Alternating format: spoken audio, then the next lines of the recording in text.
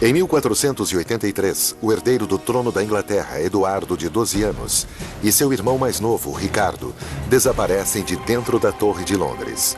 Em geral, supõe-se que eles foram assassinados. É um evento que muda o curso da monarquia britânica.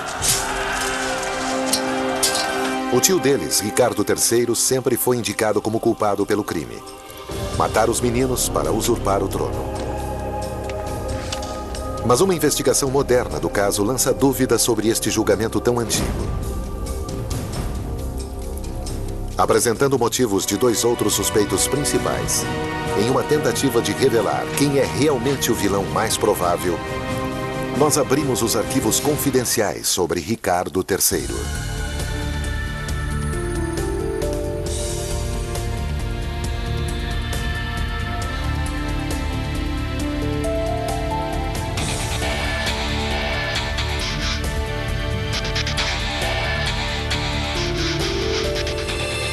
Arquivos Confidenciais.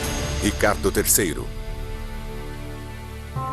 O desaparecimento de dois filhos de Eduardo IV, sucessores de seu trono, é o mistério não resolvido mais infame da história real britânica.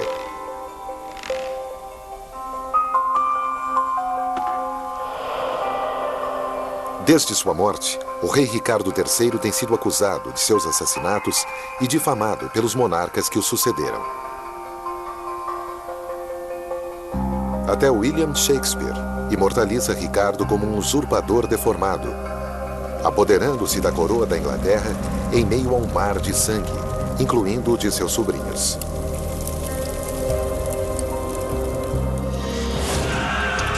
Mas historiadores modernos afirmam que esta descrição está cheia de imprecisões. Na verdade, a vida de Ricardo está bem documentada. Irmão leal de Eduardo IV, o pai dos jovens príncipes, a Ricardo é confiada a guarda deles quando Eduardo morre. Na época, Ricardo é largamente considerado como o melhor homem para governar o país até os meninos atingirem a maioridade. Ele não é um corcunda aleijado, e nem é o único homem que pode ter o sangue dos sobrinhos nas mãos. Finalmente, possibilitando a Ricardo III ter uma audiência que ele nunca teve, será que agora ele poderá ser inocentado depois de 500 anos desta fama ruim? Em 1483, Ricardo coloca os meninos na Torre de Londres.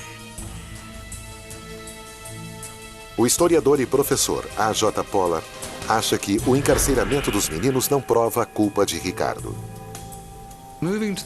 Colocá-los na torre não foi necessariamente sinistro, porque era ali que a procissão de coroação começava. Era um grande palácio real, uma residência real. Só mais tarde, e talvez principalmente por causa do que aconteceu aos dois meninos, que associamos a torre a uma prisão, onde as pessoas são executadas ou assassinadas. Não há dúvida de que Ricardo queria a coroa, e seu método de consegui-la é questionável. Em junho de 1483, anuncia-se que os meninos são ilegítimos, baseado no fato de que seu pai, o rei morto, tinha noivado outra mulher antes de se casar com a mãe deles. De acordo com as leis católicas da época, os príncipes são bastardos, e Ricardo, o herdeiro legítimo. O parlamento apoia esta solicitação e, em um ato conhecido como Títulos Régios, eles legalmente concedem a coroa a Ricardo. Seus críticos o acusam de ter engendrado a proclamação. Historiadores discutem que isso não necessariamente o torna um assassino. O Dr. Michael Jones é um dos maiores especialistas no mistério dos príncipes na torre. Depois que Ricardo assume o trono de maneira estritamente legal, os príncipes na torre não são mais uma ameaça para ele, porque eles são ilegítimos e eles se tornam irrelevantes para a sucessão. Afirmações de que Ricardo assassinou os príncipes são baseadas em boatos que afirmam que, enquanto ele visitava suas propriedades no norte, menos de um mês depois de sua posse, os meninos simplesmente desapareceram. Mas relatos publicados acusando Ricardo não começam a aparecer até cerca de 50 anos depois de sua morte. Sir Thomas More, um estadista e advogado, formula a acusação em seu livro A História de Ricardo III.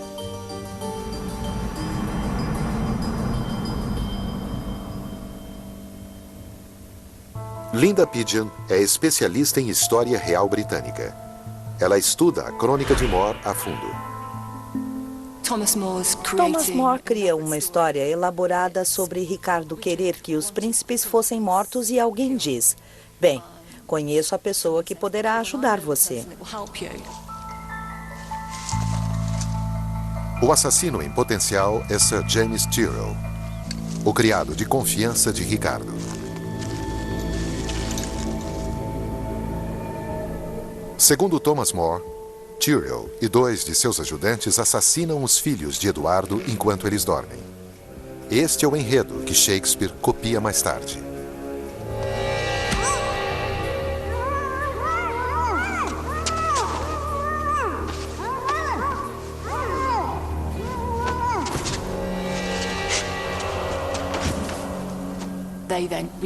Então eles removem os corpos e os sepultam embaixo da escada.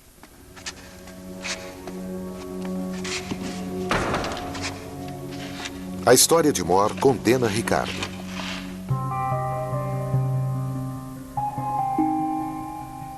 Na biblioteca da Eton College, o Dr. Julian Luxford descobriu um documento que também parece associar Ricardo com a morte dos príncipes. O poema fala que Ricardo III desperdiça a riqueza que seu antecessor Eduardo IV tinha acumulado e que ele suprimiu a vida da prole de Eduardo IV. Os versos são de 1485, pouco depois da morte de Ricardo, mas especialistas debatem a interpretação da palavra opprimer, que traduzida se torna suprimir.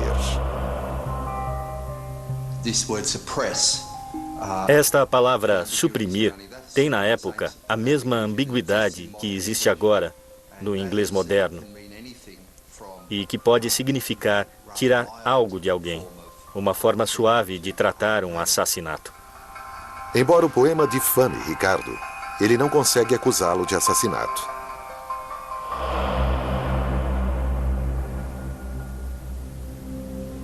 Uma outra pista em defesa de Ricardo III em relação aos assassinatos reais vem de uma descoberta fortuita feita dentro da Torre de Londres. Durante reformas em 1674, operários descobrem 2 esqueletos pequenos. Exatamente como foi relatado na história de Thomas More, eles estavam sepultados embaixo da escada. Hoje, uma placa marca o local onde os restos mortais foram encontrados. Mas historiadores questionam se os ossos são realmente daqueles 2 príncipes reais.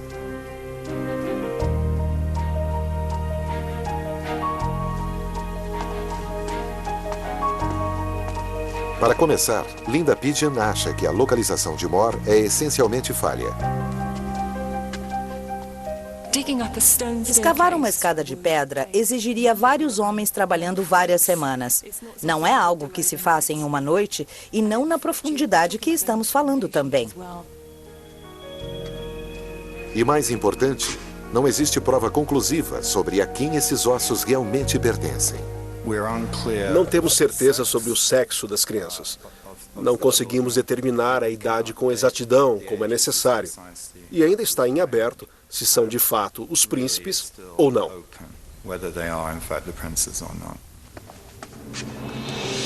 Se os ossos são dos 2 jovens príncipes, isso apoia as alegações de More. Mas a família real atual se recusa a permitir que qualquer tipo de exame seja realizado.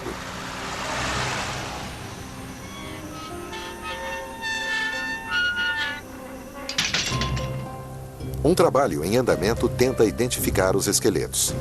Mas até que se estabeleçam ligações entre os corpos e Ricardo III, existe apenas a especulação que o conecta às mortes dos príncipes. Apesar dos séculos de recriminação, o caso contra Ricardo é surpreendentemente fraco. Investigações mais extensas revelam outros possíveis culpados. O primeiro homem merecedor de um exame mais detalhado é o Duque de Buckingham. Peter O'Donoghue é o curador de alguns dos manuscritos mais preciosos da Inglaterra. Tenho aqui um anuário escrito pelo que imaginamos ser um comerciante de Londres, um cidadão londrino, ano a ano, com registros feitos todos os anos.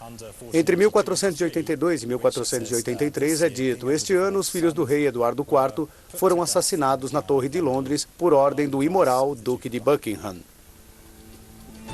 Este documento é um dos poucos relatos sobreviventes do que aparentemente acontece no ano em que os príncipes desaparecem. Ele culpa Buckingham claramente. Este é o relato mais antigo que temos sobre o que os cidadãos de Londres estavam dizendo.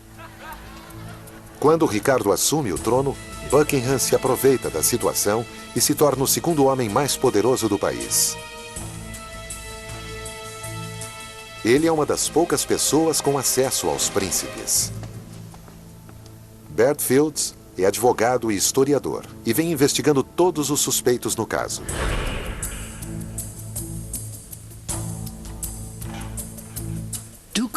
O Duque de Buckingham, que foi o primeiro par do reino do país, era um tipo de sujeito instável e malvado, muito egoísta, e acredito que ele se ressentia de Ricardo ter se tornado rei, porque Buckingham tinha pretensões ao trono também.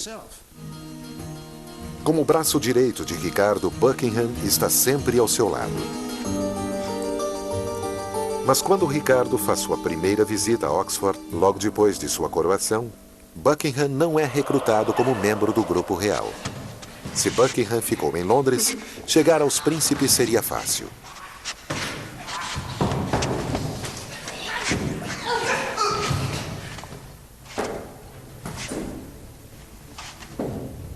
Com os meninos fora do caminho, Buckingham dá um passo grande em direção ao trono, principalmente agora que ele implica Ricardo.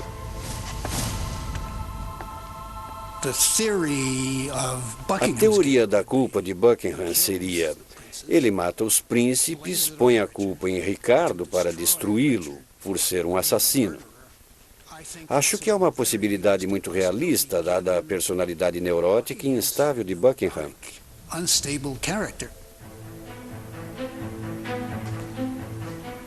Se Buckingham realmente matou os príncipes, é quase certo que Ricardo o confrontou. Os dois homens marcam uma reunião.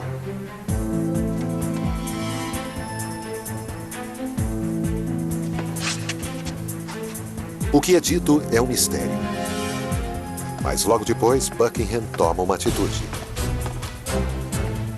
Ele trai o rei.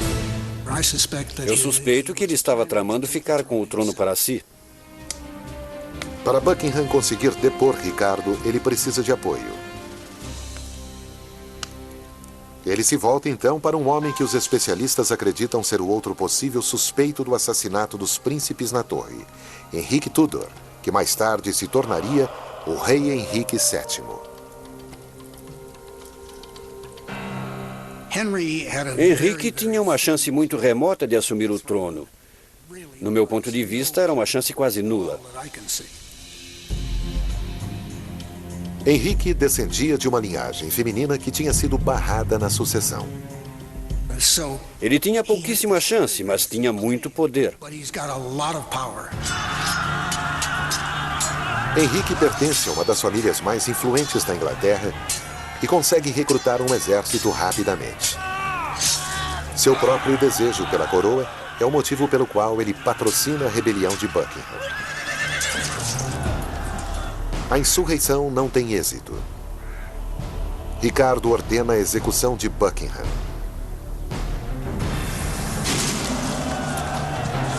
Henrique escapa para continuar lutando e 2 anos mais tarde ele desafia e derrota Ricardo em um encontro épico.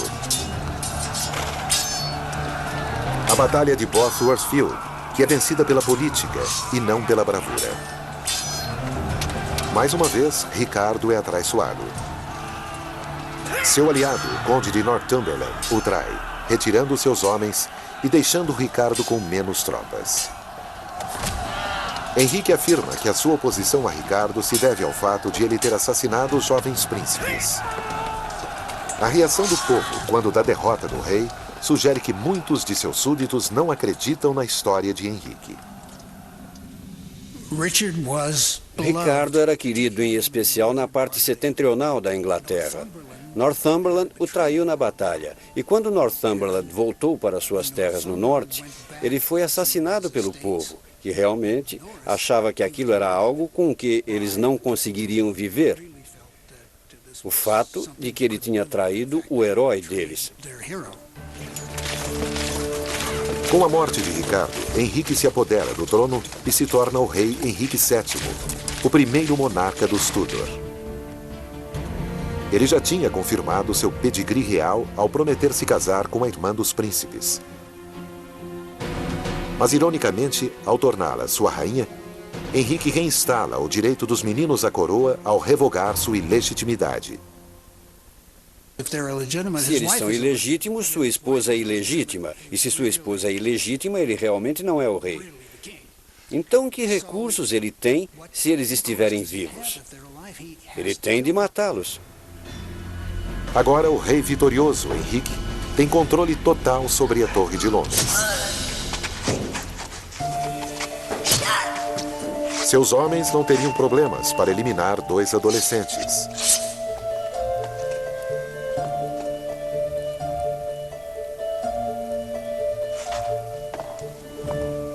O impiedoso Henrique prende e mata pessoas durante todo o seu reinado.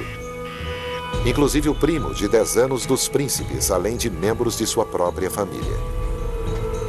E quando ele garante o futuro da dinastia Tudor, ele começa a reescrever sua história destruindo documentos. A primeira coisa que acontece é a supressão do títulos régios.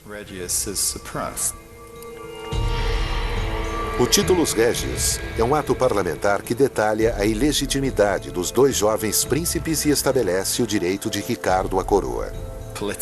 Politicamente, ele tinha de se livrar deste documento inoportuno, porque ele difamava e caluniava a futura rainha.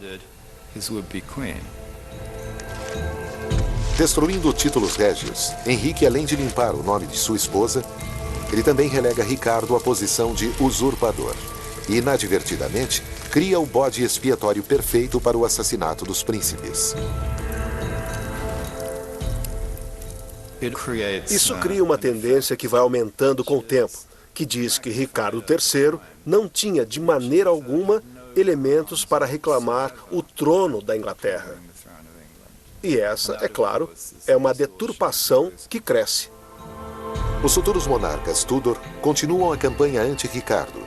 E durante o reinado de Elizabeth I, neta de Henrique, Shakespeare o difama como sendo um corcunda assassino de criança. Mas historiadores agora alegam que a descrição de Ricardo III como um monstro malvado é uma deturpação grosseira. Tanto o caráter de Ricardo III como sua aparência física foram deformados. E é claro, um deve refletir o outro. O fato de que toda a linhagem de monarcas Tudor calunie Ricardo é motivo suficiente para questionar a percepção duradoura de que ele é um assassino.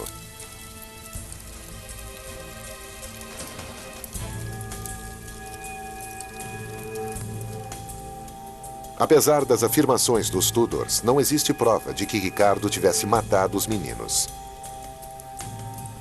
A partir das provas, Henrique e Buckingham parecem igualmente abertos à suspeita. Depois da morte de Ricardo, 2 revoltas acontecem, lideradas por pessoas que afirmam ser os príncipes voltando do exílio.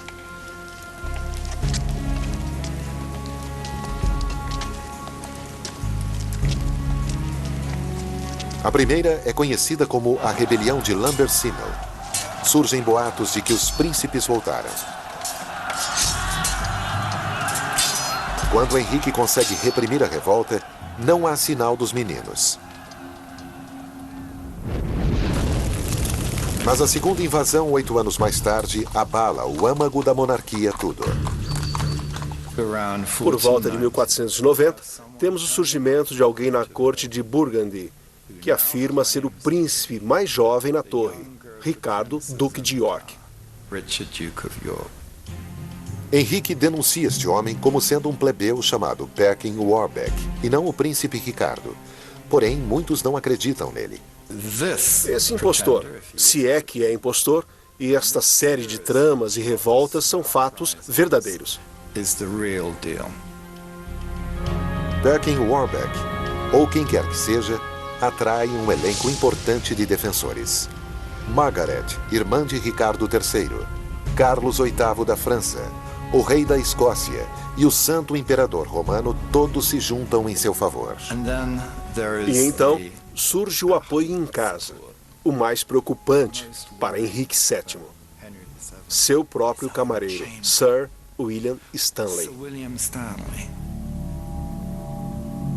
Stanley comenta que se Warbeck é o príncipe Ricardo, ele se aliará a ele. Essas palavras são suficientes para afastar Sir William Stanley. Aquilo está perigosamente perto de casa. A causa Warbeck cria problemas enormes para Henrique. Mas em 1497, enquanto prepara uma invasão a Cornualha, na costa meridional da Inglaterra, ele é capturado e levado para a torre. Ele acaba confessando que não é um dos príncipes.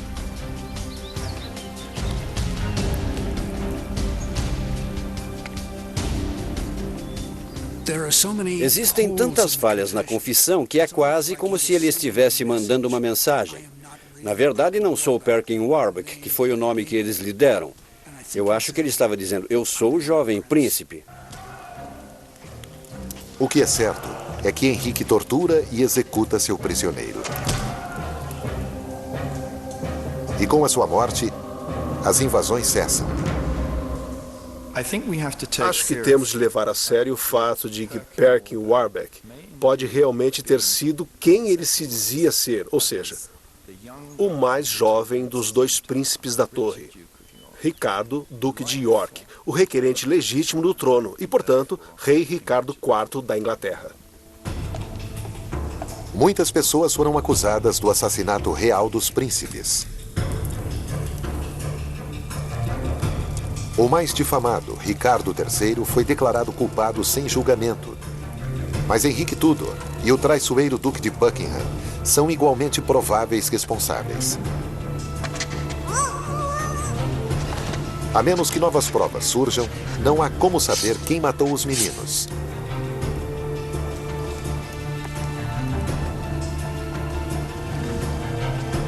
Mas se, assim como alguns especialistas acreditam, os príncipes escaparam e Perkin Warbeck, o jovem Ricardo, volta para reclamar a sua coroa, é Henrique Tudor quem o mata no final das contas. Versão Marshmallow São Paulo.